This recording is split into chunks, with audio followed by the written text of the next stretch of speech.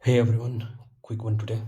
We are going to talk about Gemini CLI, Google's new open source AI agent you can run straight from your terminal. Super powerful, free, and it works out of the box.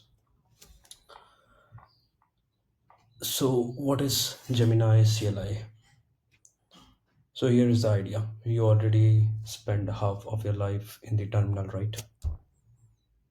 Now, imagine having Gemini, yeah, that's Gemini, sitting right next to you,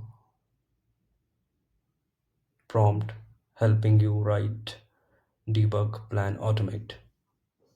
That's Gemini CLI. Lightweight, fast, works locally and doesn't lock you into the browser or IDE. So why it matters? A big few wins. Access to Gemini 2.5 Pro with 1 million token context window, 60 requests per minute, 1000 per day, totally free.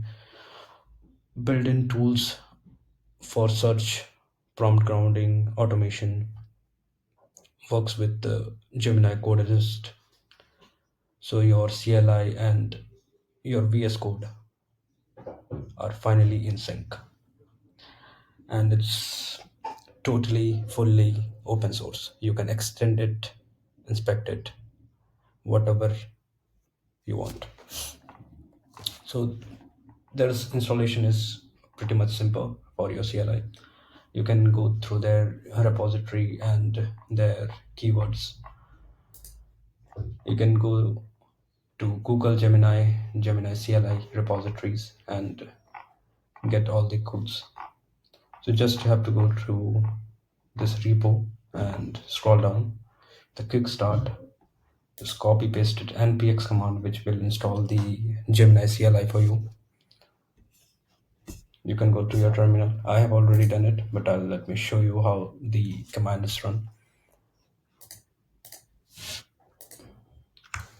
So when we hit the npx http get the Gemini CLI, it will start installing the plugins, and